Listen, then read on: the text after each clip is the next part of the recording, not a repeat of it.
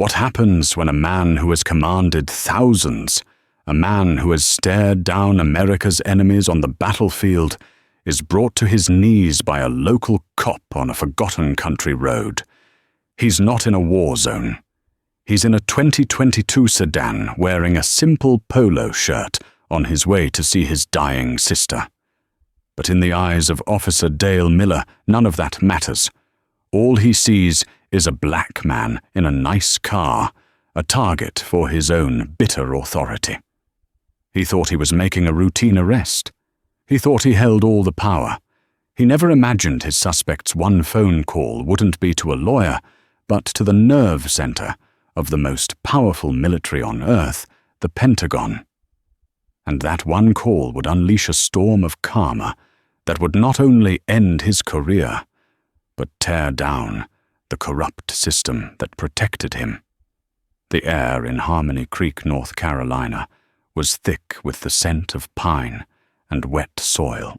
It was a town that prided itself on its tranquility, a place where American flags fluttered from front porches, and the biggest news was the high school football team's latest victory.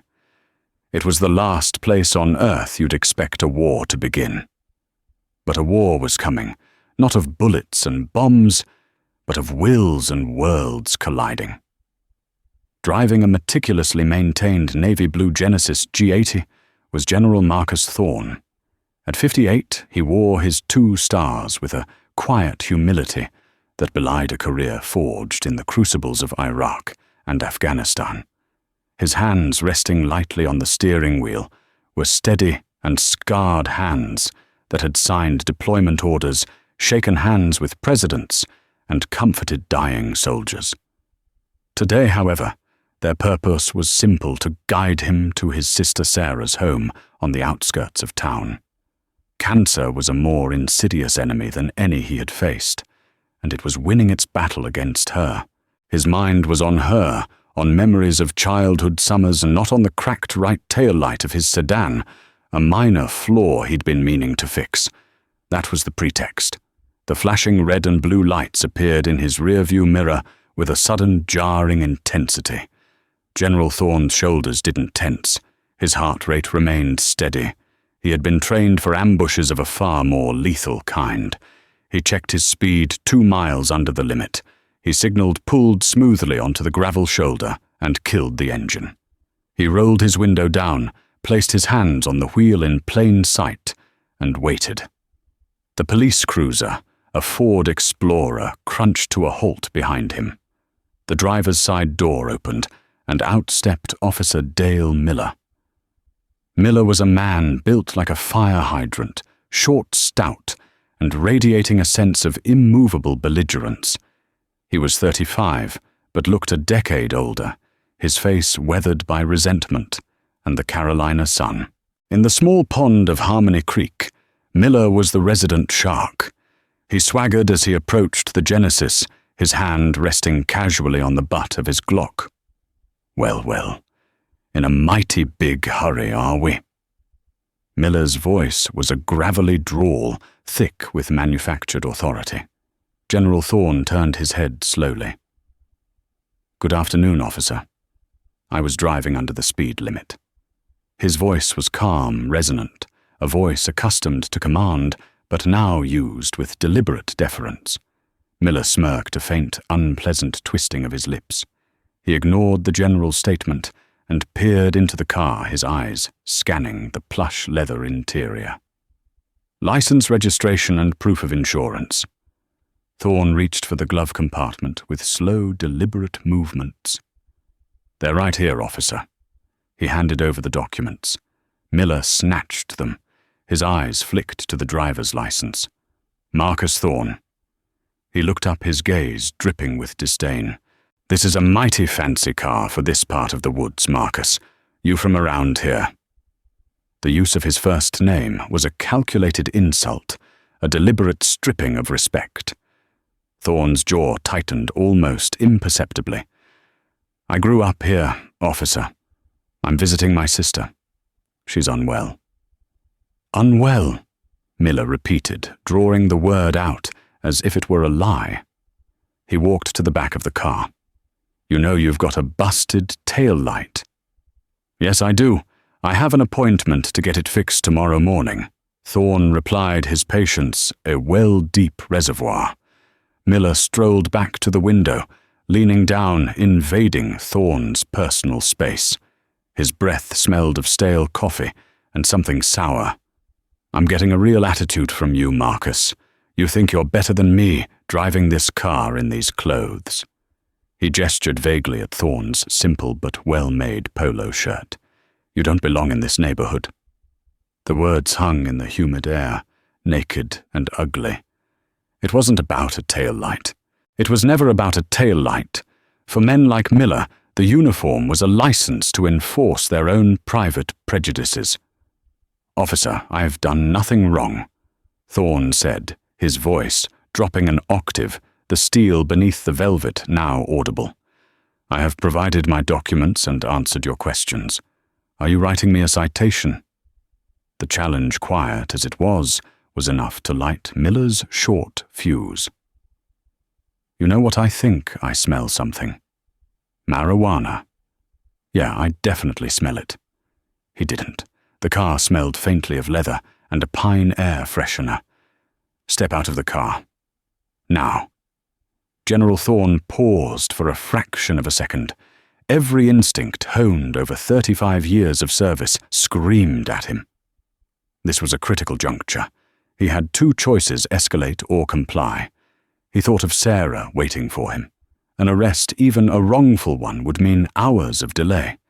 He decided to comply, to end this farce as quickly as possible. He opened the door and stepped out, his 6'2" frame unfolding from the car.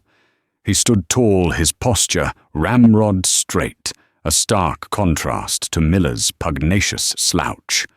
"Officer, there is no marijuana in my vehicle or on my person. You have no cause to search my car." "I am the cause." Miller snarled, his face reddening. "I'm the law here. You understand? Put your hands behind your back." Thorne stared at him. The sheer absurdity of it was staggering. "You are placing me under arrest." "That's right. For suspicion. And for that mouth of yours. That's resisting." "My mouth isn't resisting, officer, and my hands are in the air," Thorne said, his voice dangerously quiet. "I highly advise you to reconsider this course of action." "Are you threatening me? That's it!"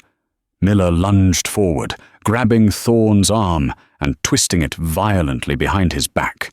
The general, though older, was in superb physical condition. He could have thrown Miller to the ground without breaking a sweat, but he didn't. He allowed the officer to force his arms back, to ratchet the cold, biting steel of the handcuffs around his wrists. The click of the cuffs was a definitive metallic sound. It was the sound of a line being crossed. As Miller shoved him towards the police cruiser, Thorne caught his own reflection in the window of his Genesis. He saw not a two-star general of the United States Army, but a black man in handcuffs on the side of a country road, another statistic in the making. "You have the right to remain silent." Miller grunted, shoving him into the back of the cruiser. The plastic seat was hard and slick. The cage separating front from back felt final. As the cruiser door slammed shut, Dale Miller felt a surge of triumph. He had put another arrogant upstart in his place. He had no idea he hadn't just made an arrest.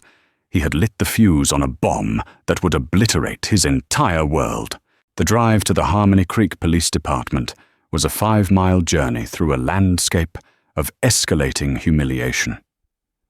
Officer Miller drove with one hand on the wheel, the other tapping a self-satisfied rhythm on the dashboard computer. He kept glancing in the rearview mirror, a smug grin plastered on his face, seeking a reaction from his prisoner. He got none. General Thorne sat perfectly still in the back, his cuffed hands resting in his lap. His mind, a finely tuned instrument of strategy and logistics, was already processing the situation. The initial shock had receded, replaced by a cold, controlled fury. He wasn't angry for himself. Indignity was a familiar companion, for a black man in America, regardless of rank. He was angry for the promise of the uniform he had served his entire adult life. He was angry because this petty tyrant, Dale Miller, was a stain on the very concept of law and order he had sworn to uphold, both at home and abroad. He thought about the statistics he'd read in Department of Defense briefings on domestic issues affecting service members. A 2020 study, he recalled, showed that black drivers were about 20% more likely to be stopped than white drivers relative to their share of the population. They were also searched more than 1.5 times as often, even though searches of white drivers were more likely to turn up contraband. He was now living that data point. He was the number in the report. They arrived at the station, a squat, uninspired brick building that smelled of disinfectant and despair. Miller hauled him out of the car with unnecessary force, parading him through the main entrance as if he were a prize catch. "Look what the cat dragged in," Miller announced to the front desk sergeant, a portly, balding man named Henderson. "Found this one giving me lip out on Old Mill Road. Thinks his fancy car makes him king of the world." Henderson eyed Thorne with bored disinterest. This was just another Tuesday. "Drunk?" "No. Just an attitude problem. Run in his mouth. I smell weed on him." Miller lied again, embellishing the fantasy. Thorne remained silent. Arguing here in this echo chamber of mediocrity would be like reasoning with a hurricane. He was processed. His wallet keys and a simple silver watch, a gift from his command staff, were taken and dropped into a Ziploc bag. He was fingerprinted, the ink cold and greasy on his fingertips. Through it all, his bearing never changed. He stood erect, his gaze fixed on a point on the wall, his dignity an invisible shield that Miller's taunts couldn't penetrate. "Come on, General," Miller sneered, having seen the military ID in his wallet. "Don't you want to tell us all about your big, important job? I'm sure we're all very impressed." The sarcasm was thick enough to cut with a knife. A younger officer, a woman named Deputy Evans, watched from a distance with a look of unease. She had seen Miller's targeted aggression before, but never against someone who carried himself with such unshakable composure. Something felt wrong.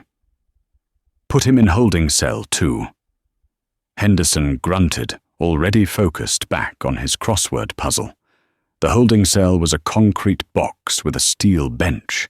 The air was stale, the walls covered in graffiti and faded stains of human misery. The heavy door clanged shut, the lock echoing with a dreadful finality.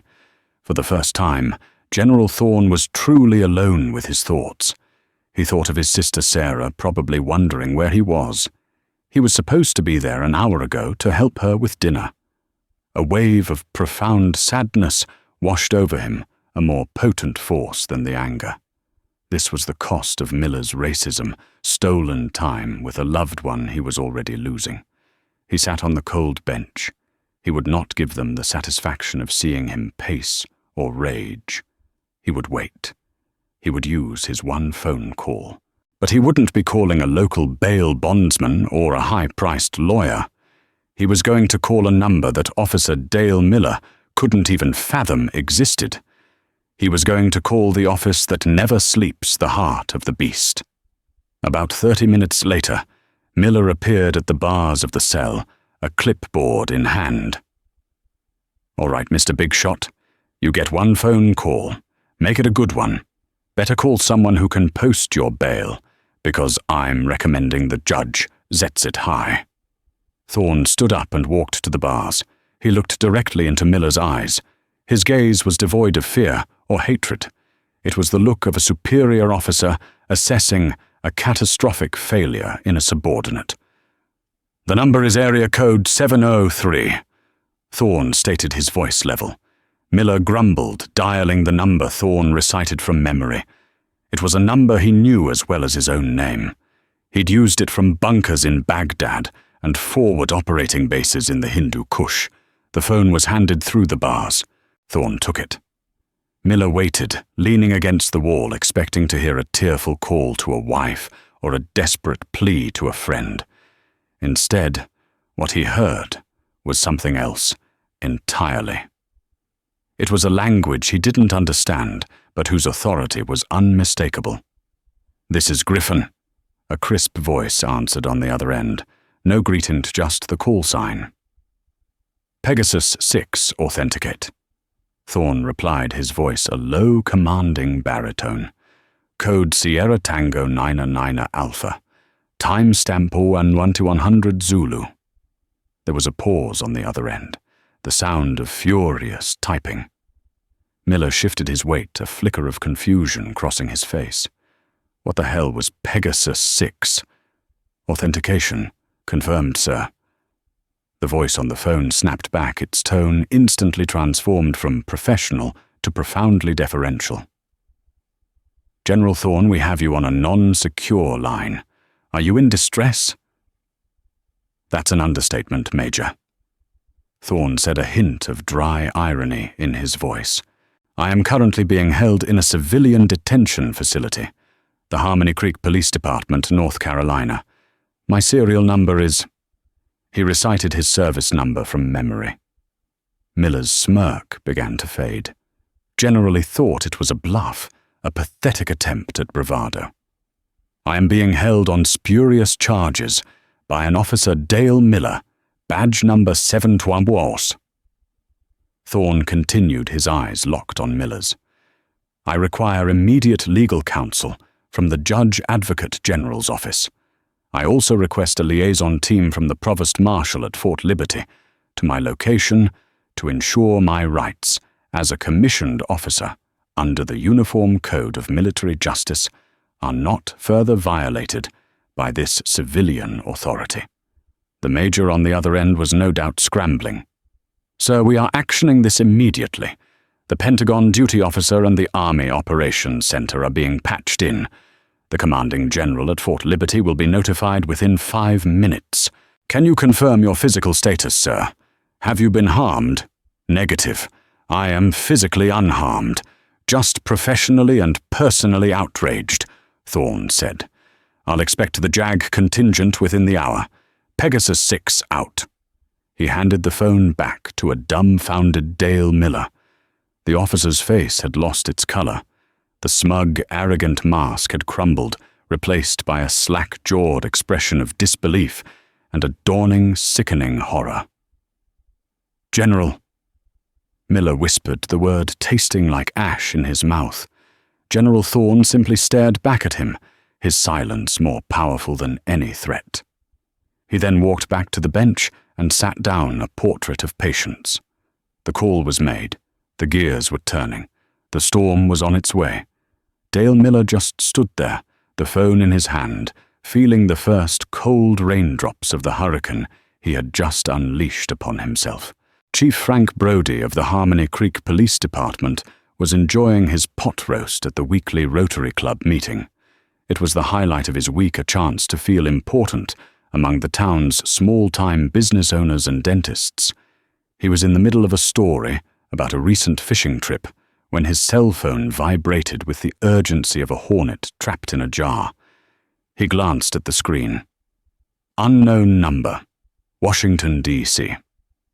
Annoyed, he excused himself and stepped into the lobby. "Chief Brody," he answered, his voice still laced with dinner-party bonhomie. "Chief Brody."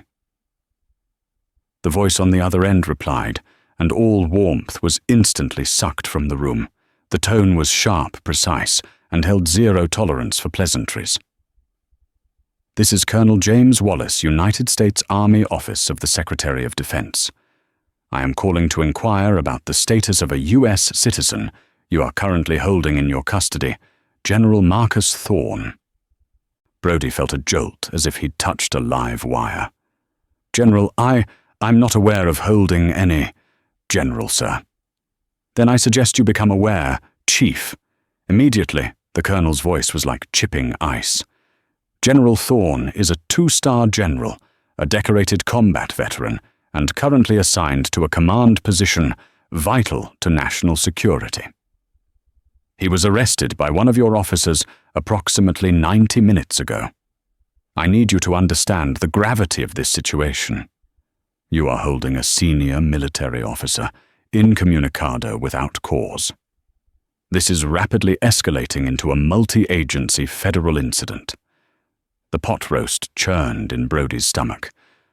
Colonel, I assure you there must be a mistake.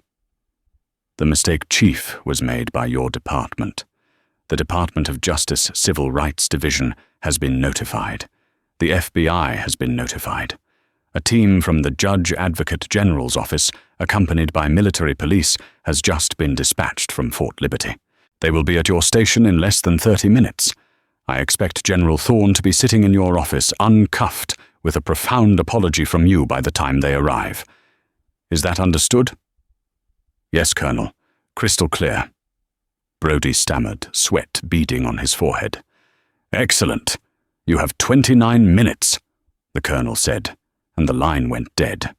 Chief Brody didn't even say goodbye to his Rotary friends. He ran to his car tires, squealing as he peeled out of the parking lot. His mind was a maelstrom of panic and fury. Who would be stupid enough to do this? He already had a sinking feeling he knew the answer. It had to be Miller. Dale Miller was a lawsuit, waiting to happen, a constant source of excessive force complaints that Brody, to his eternal regret, had repeatedly swept under the rug, because Miller's father had been a well-respected captain on the force. He burst into the station like a man on fire. "Where is he?" he roared at Sergeant Henderson, who Chief Henderson asked, looking up from his puzzle. "The man Miller just arrested, the black man in the fancy car. In holding cell 2, Henderson said, pointing. Miller's writing up the report now. Says the guy was a real piece of work." Brody stormed towards the holding cells, his face a mask of thunder. He saw Thorne first sitting calmly on the bench. Then he saw Miller leaning against the bars, trying to regain some of his earlier swagger. "You're in a whole heap of trouble, buddy," Miller was saying. "Making prank calls to the government is a federal offense, you know." "Miller," Brody's voice cracked like a whip. "My office." "Now." Miller, startled by the chief's tone, followed him. "What's wrong, Chief? This guy is a real pain in the—" Brody spun around in his office and slammed the door. "You arrested a 2-star Army general, you goddamn idiot!" He screamed, his voice a hoarse whisper. "A 2-star general. I just got off the phone with a colonel from the Pentagon. The Pentagon, Dale. Do you know what kind of shitstorm you've brought down on us?" Miller's face went white. The blood drained from it so fast he looked like a ghost.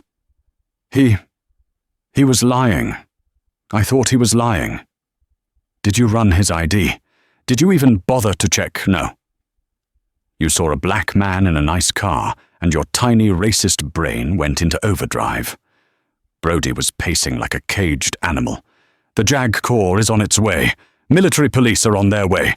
The goddamn FBI and DOJ know our names. Our names. Dale." I followed protocol." Miller stammered, his bravado utterly shattered.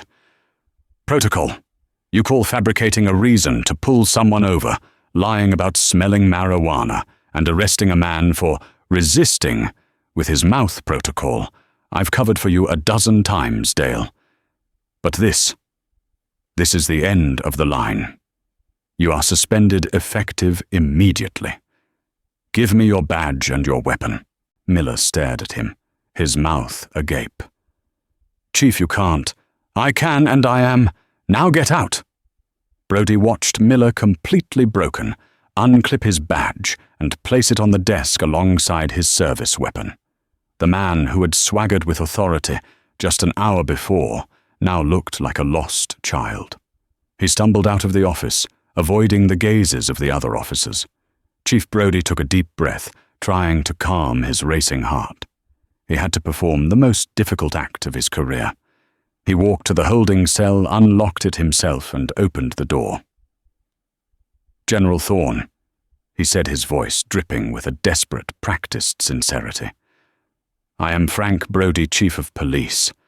There has been a catastrophic misunderstanding.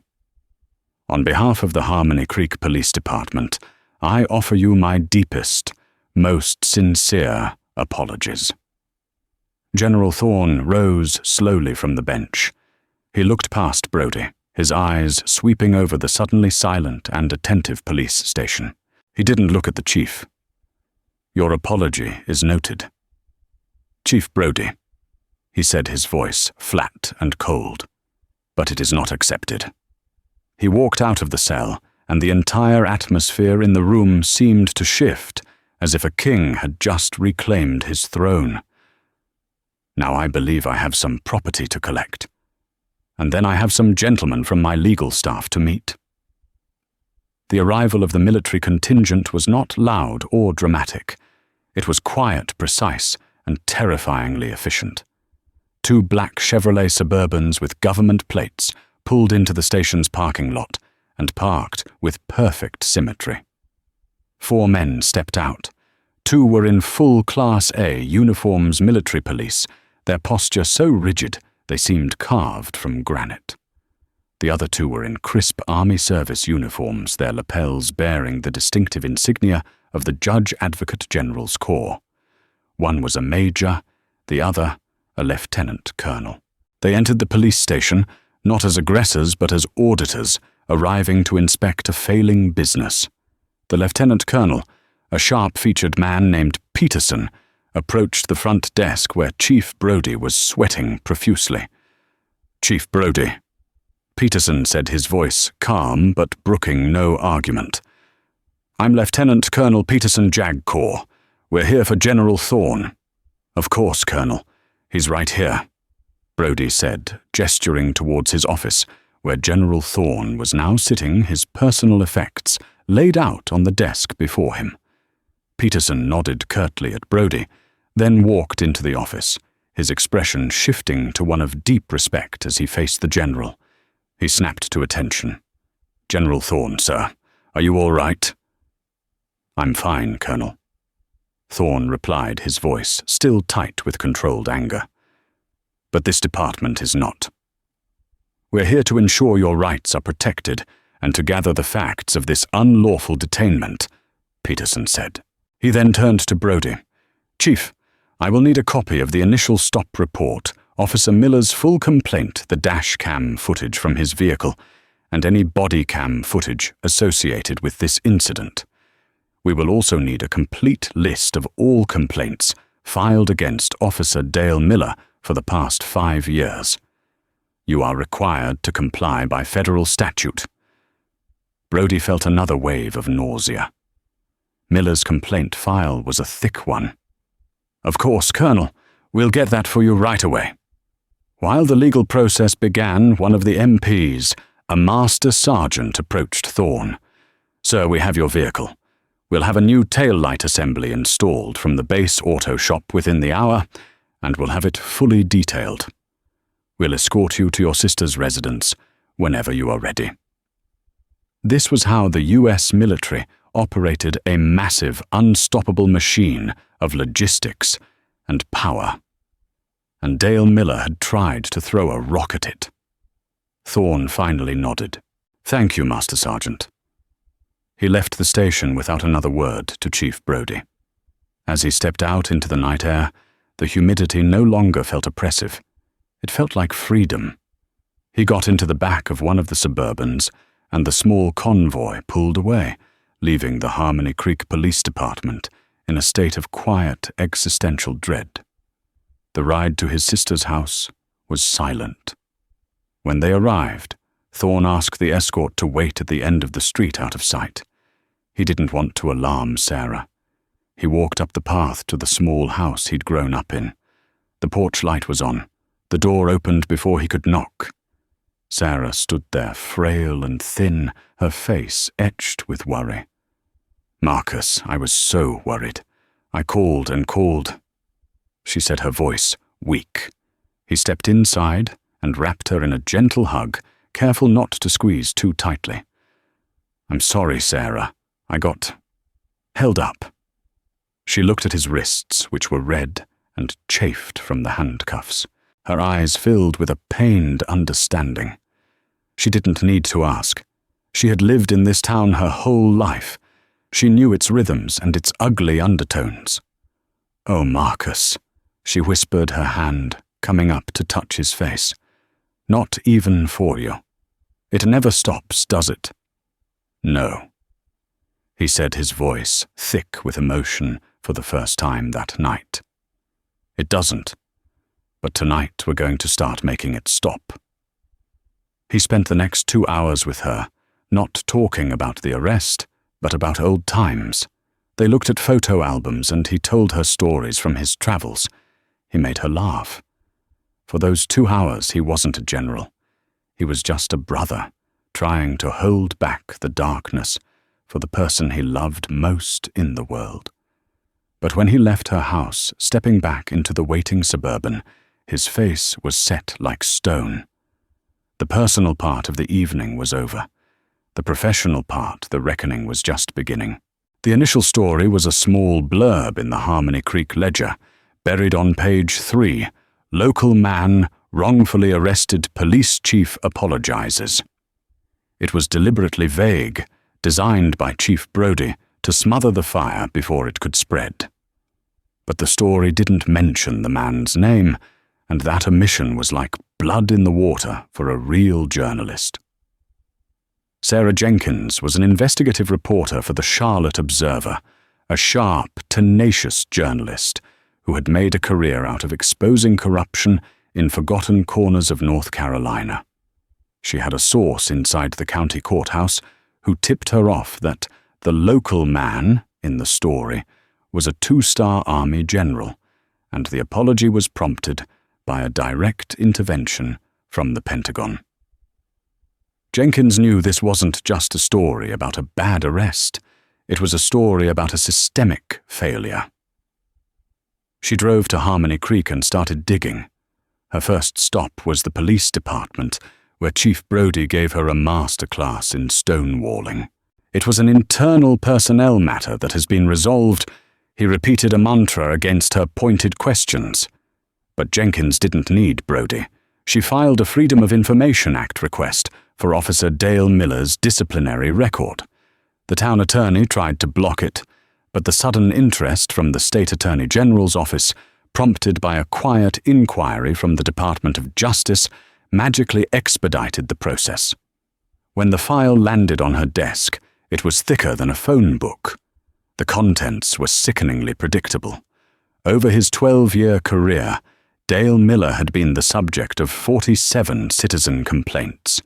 39 of them were from Black or Hispanic residents. The complaints ranged from illegal searches and verbal abuse to accusations of excessive force resulting in broken bones. He was a textbook case of a problem officer shielded by a thin blue line and a police chief who valued loyalty over accountability. Jenkins started making calls. She found a pastor, Reverend Brown, who had been trying to raise the alarm about Miller for years. He connected her with victims. She interviewed a young college student pulled over by Miller for having an obstructed view because of a small air freshener. Miller had torn his car apart on the roadside, finding nothing, and issued him 4 bogus tickets. She spoke to a mother whose teenage son was slammed against the hood of Miller's cruiser and handcuffed for loitering in front of his own home. The stories formed a clear, undeniable pattern. Miller targeted minorities, especially those who seemed successful or didn't show what he considered the proper level of deference. He was a bully with a badge, a gatekeeper of the town's racial hierarchy. Jenkins then broadened her research, looking for data to contextualize her findings. She found a Stanford University study that analyzed over 100 million traffic stops across the country. The data was stark. It revealed a persistent pattern of racial bias, with Black drivers being stopped and searched at significantly higher rates than white drivers, despite being less likely to be found with illegal items. Harmony Creek wasn't an anomaly. It was a microcosm of a national problem. Her story, when it finally ran on the front page of the Charlotte Observer, was an explosive piece of journalism. It wasn't just about General Thorne, it was about all of Miller's victims. Jenkins laid out the data, the personal stories, and the undeniable evidence of Chief Brody's complicity in covering it all up. She named names quoted from the complaint files and printed the damning statistics. The article titled, "The General and the Gatekeeper: How One Wrongful Arrest Exposed a Decade of Racism in a Carolina Town," was syndicated nationally. The story went viral. Cable news channels picked it up. Suddenly, Harmony Creek was at the center of a firestorm. Protesters began to gather peacefully outside the police department. The ACLU announced it was filing a class action lawsuit on behalf of Miller's victims. General Thorne, who had initially wanted to remain in the background, agreed to a single on-the-record interview with Jenkins. He didn't speak of anger or revenge. He spoke with the calm, analytical precision of a commander. "This incident was not primarily about Maya," he said, sitting in his sister's living room. "I had a resource that the other 38 victims of this officer didn't. I had a phone number that could summon the full weight of the United States government. The young man whose car was illegally searched, the teenager who was humiliated in front of his own house, they had no such recourse. This is a systemic failure. The system that allowed an officer like Dale Miller to operate with impunity for over a decade is broken, and it is our duty as citizens to fix it." His words carried immense weight. He wasn't a victim seeking pity. He was a leader demanding change. The interview solidified his image as a man of immense character and turned the last embers of Chief Brody's career into ash. The town council, facing overwhelming public pressure and the threat of losing federal funding, demanded his resignation. The hard karma for Dale Miller was not a single swift event. It was a slow, grinding demolition of the life he had built. His suspension became a termination. The police union, which initially postured about defending him quietly, withdrew its support after Jenkins' article revealed the sheer volume of evidence. Defending Dale Miller was now politically toxic. He was a pariah in Harmony Creek. People who used to clap him on the back now crossed the street to avoid him. The good old boy network that had protected him for so long had evaporated overnight. His friends stopped calling. He was served with civil rights lawsuits from a dozen of his previous victims financially burying him. His wife, who claimed she never knew the extent of his on-the-job conduct, packed a bag one afternoon while he was out and left, taking their 2 children with her. A note on the kitchen table said she couldn't live with the shame. But the most significant blow was yet to come. The Department of Justice, spurred by the public outcry and the direct request from the Department of Defense, formally launched a pattern or practice investigation into the Harmony Creek Police Department. Federal investigators descended on the town not as guests, but as an occupying force. They seized records, interviewed officers, and subpoenaed the town council. Their findings were damning. They uncovered a culture of cronyism and a deliberate effort orchestrated by Chief Brody to dismiss or bury complaints against favored officers like Miller. They found evidence of racially biased policing that went far beyond just one officer. It was embedded in the department's training or lack thereof. The result was a consent decree, a legally binding agreement forcing the department to reform from top to bottom. They were mandated to implement new use-of-force policies, establish a civilian oversight board, improve training on de-escalation and implicit bias, and invest in body cameras for every officer. The federal government would oversee the department for the next 10 years to ensure compliance. It was a complete dismantling of the old guard. The Harmony Creek Police Department, as Dale Miller and Frank Brody, knew it ceased to exist. Miller, meanwhile, couldn't find work. No police department within a 500-mile radius would touch him. His name was synonymous with disgrace. He lost his house to foreclosure. His pension was gone. The swagger was gone, replaced by the hunched shoulders of a defeated man. The legal system wasn't finished with him. Based on evidence uncovered by the DOJ, the new county prosecutor, an ambitious reformer elected on the promise of cleaning up the system, brought criminal charges against Miller. Not for the general's arrest, which was fraught with legal complexities, but for a previous incident uncovered by Jenkins' investigation. An assault case where Miller had broken a young man's arm during a traffic stop and then lied about it in his official report. The body cam footage which Brody had tried to bury was recovered from a backup server by the FBI. It was irrefutable. Dale Miller was charged with assault under color of authority and falsifying a government record. The trial was short. The video was played for the jury, and they saw the unhinged rage that General Thorne had faced this time, unleashed on a terrified 19-year-old. He was found guilty on all counts. The judge, an older woman known for her stern demeanor, looked down at Miller from the bench. "You took an oath to protect and serve," she said, her voice ringing with contempt. "Instead, you terrorized the very community you swore to protect. You were not a lawman. You were a predator with a badge. You dishonored the uniform, your fellow officers, and the trust of the public. The damage you have done will take this community years to heal." She sentenced him to 3 years in state prison. Not a country club federal facility, but the hard time of a state penitentiary. 2 years later, General Marcus Thorne stood at the podium on the parade ground at Fort Liberty. The sun was bright, glinting off the polished medals of the soldiers arrayed before him.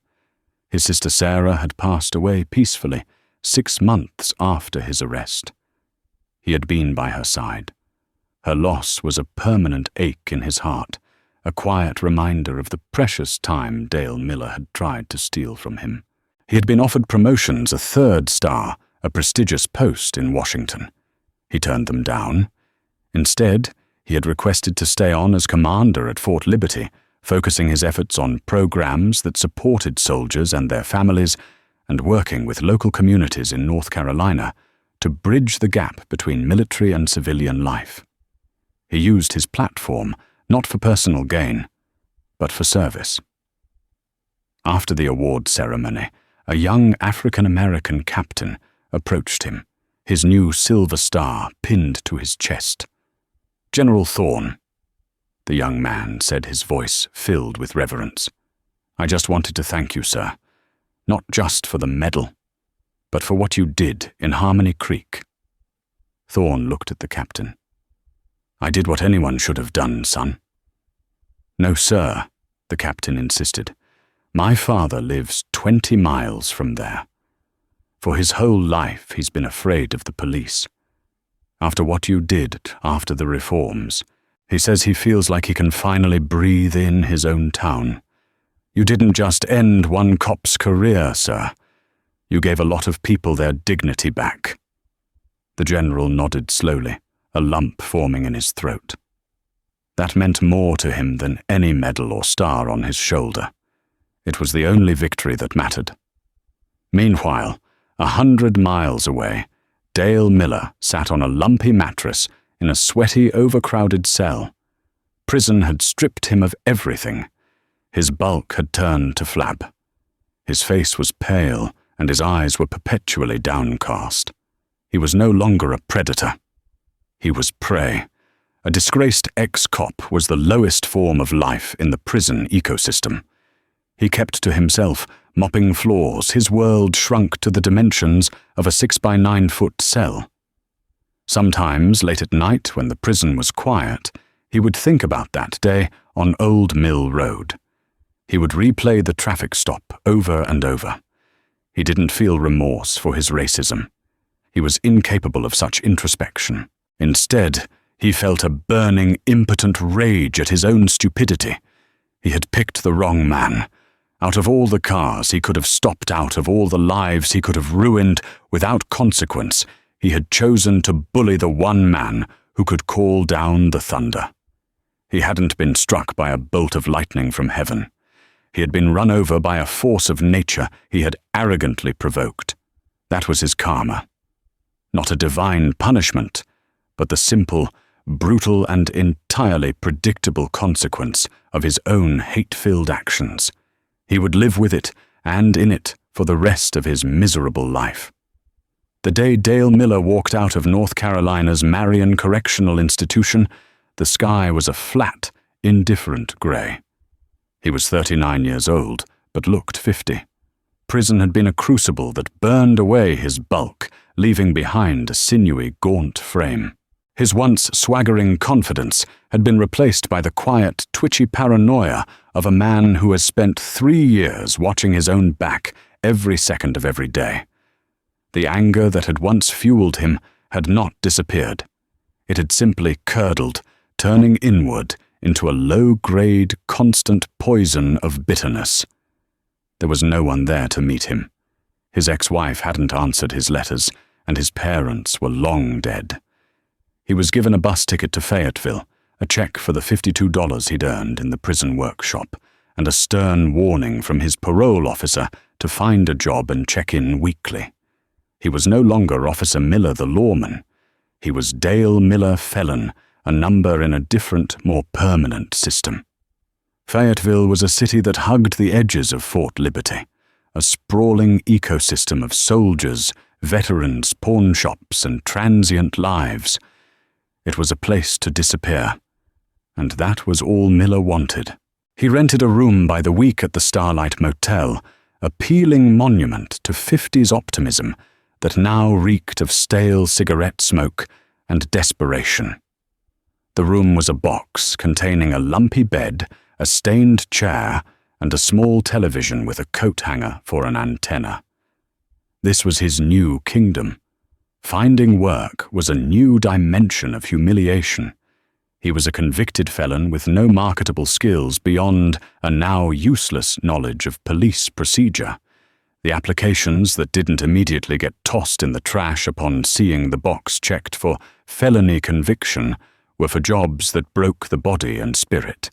He took what he could get a night shift at a vast commercial laundry facility, a place of scalding steam, deafening noise, and the chemical smell of industrial-strength bleach.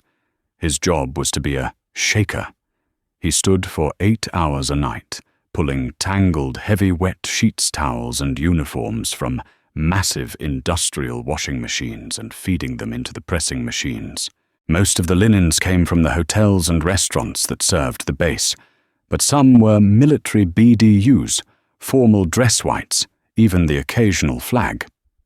Each time he handled a piece of an army uniform, a fresh wave of acid rose in his gut. He was literally laundering the clothes of the very institution that had orchestrated his downfall. He worked in silence, a ghost among other ghosts. His co-workers were men like him, ex-cons, recovering addicts, people running from something. There was no camaraderie. They were all just counting the hours until the shift ended. The authority he once wielded was a distant, painful memory. Here he was, less than nothing.